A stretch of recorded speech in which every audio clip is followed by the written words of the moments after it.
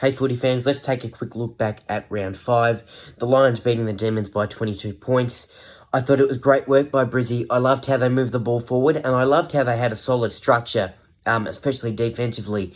We saw the Demons have fast breaks at times, and look promising, but it was shut down immediately by a player like Starcevic or Harris Andrews or a couple other Brisbane Lions players who stood their ground, stayed in their position in the back line, and, really cut off all angles for the Demons. The Demons had a late run in them in the fourth quarter, but it was too little, too late. The damage was done, and Brisbane got a great win on the road. I look back at my previous recap where when I was talking about the Brisbane Lions beating North Melbourne, and as I said, that was expected, that they'd probably smash them, which they did. And what I took out of that game was they'll get their confidence up. Hopefully it can steer them on the right track for the rest of the season and get them back on track. And I think it definitely did, because what I saw against the Demons was a really good display of some really nice football. The Bombers beat the Dogs 96-67. The Dogs couldn't keep up. The Bombers had some great plays, and why I was impressed with the Bombers so much was because they were without Will Setterfield, they were without Archie Perkins, and they still had great run through the midfield, and they still had great link-up plays, and the whole team chipped in. And the Dogs, on the other hand, were poor in my eyes. It was really disappointing to see the Dogs fall to the Bombers how they did. On Saturday, the Giants beat the Saints 80-79. The Giants hang on, but they got a massive scare by those Saints. A great effort by them. The Blues lost to the Crows 98-100.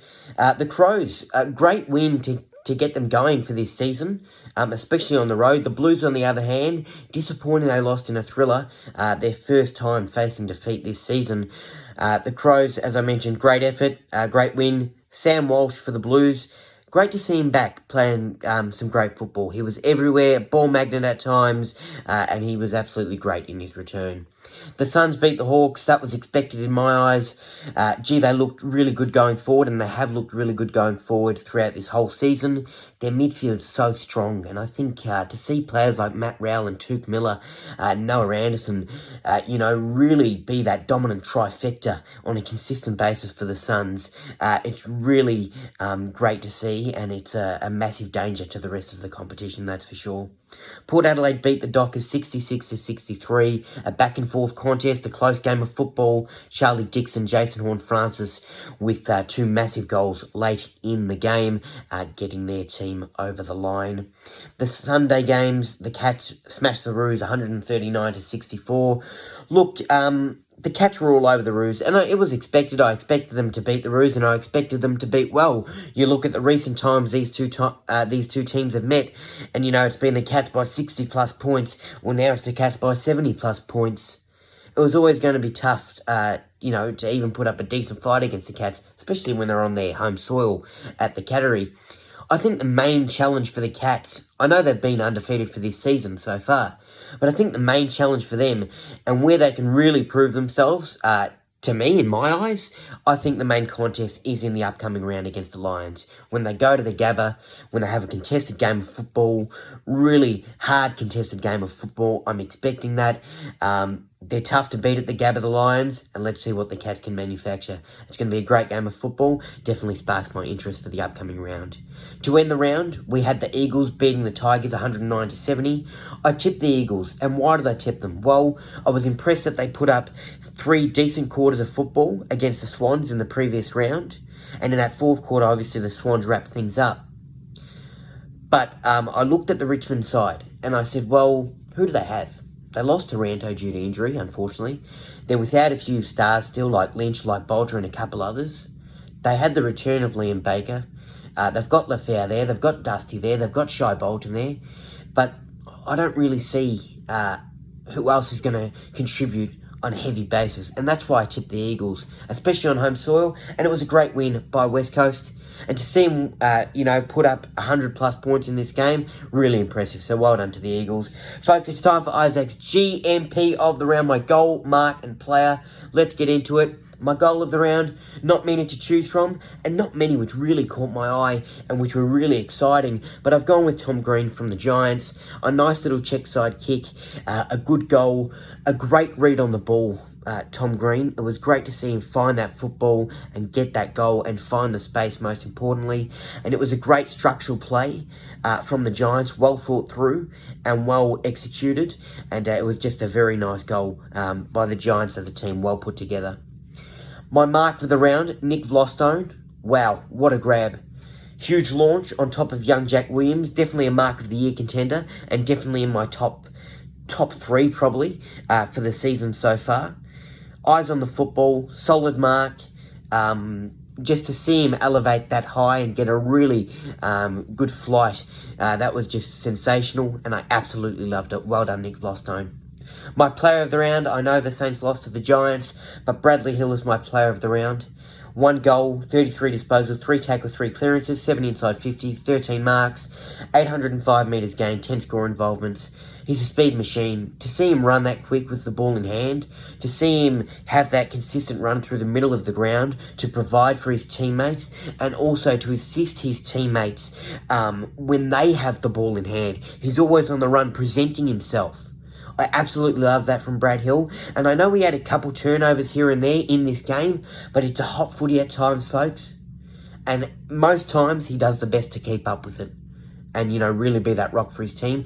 And I think he was a crucial part in keeping the Saints extremely close in this game. So well done to Brad Hill and a great effort by those Saints.